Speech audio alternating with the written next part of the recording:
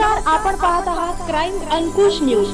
होडगी गावामध्ये भीषण अपघातात पत्रकार हुसेन मकानदार यांचा जागीच मृत्यू। होडगी गावामधील तरुण युवकाचा अपघातात मृत्यू झाल्याने गावामध्ये संताप व्यक्त होत आहे। दुचाकीस्वार पत्रकार हुसेन मकानदार यांचे अपघातात जागीच निधन झाले, त्यामुळे होडगी गावातून रोष व्यक्त करण्यात येत आहे।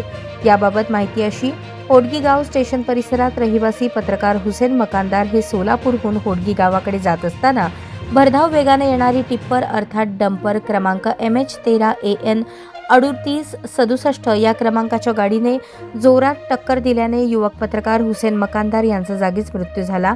या घटनेमुळे होडगी गावातील नागरिक आणि पत्रकारांमधून रोष व्यक्त करण्यात येत आहे।